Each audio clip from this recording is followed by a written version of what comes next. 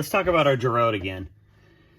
So, you know, I've done a couple different videos using it, and one of the things that people always ask me about is my custom inserts that my gunsmith makes. Now, you know, they look, well, this has a ring on it, but, you know, they just look like this. They're just made out of an old barrel. He threads them to 7/8 14, which is the standard die, you know, thread pitch, and uses my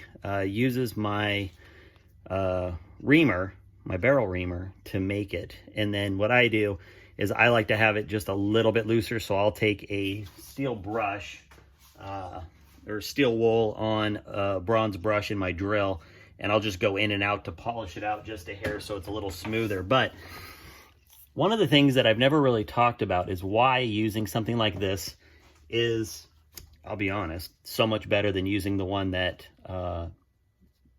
Giraud gives you. Now, this is fine and it works, but it is very universal for calibers, right? It doesn't know exactly what your chamber dimensions are. It doesn't know what you're doing. It's close, but it's not going to be exact, especially if you have any kind of custom neck on it. You know, like I run a no-turn reamer, so I've got a 320 neck in mine. You might have a 316, someone else might have a 317.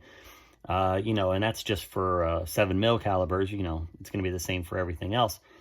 But here's where I really love having these custom inserts, is when it comes to looking at my brass after I've sized it. So, you know, I think you always have a certain amount of hesitation that your brass is sized correctly, especially before a big match. You know, I'm loading up for nationals. I mean, I literally am standing over 625 rounds right now. And you can't help sometimes but wonder, you know, what happens if I get there and it's not sized right? Obviously, you can't run all your brass, you know, through your chamber, or, you know, through your gun with an empty bolt.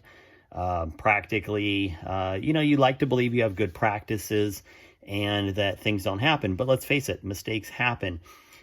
This is, without a doubt, my #1 safety check for sizing. And here's why.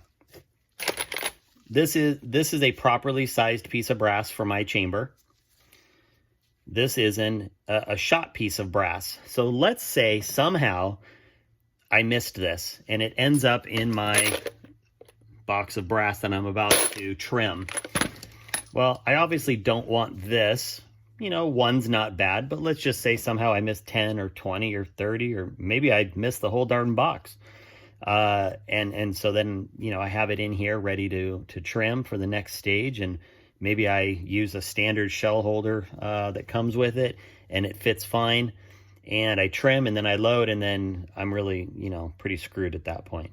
And there's obviously other things that would happen, like the neck wouldn't have been sized correctly, so my bullets probably would fall in or not seat properly. Like, there'd be other things that would tell me before I got to a match. But point being that by using a custom reamed insert in my Giraud here, I can instantly tell, like, here is shot brass. There is no way, now I'm going to turn this on so it's going to be just a little noisy.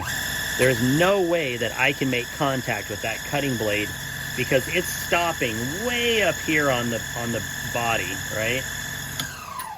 Now, look at where this stops, okay? So here. Now, because this is matched to my chamber, okay, now I know it's hard to tell, but it does come down a little further, and now it trims.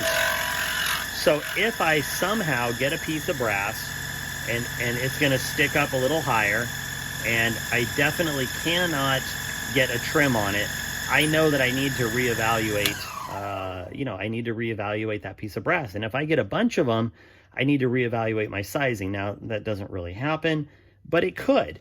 And by having a custom inserted piece here, it's just one more step towards good practices of making sure everything is going smoothly along the reloading process.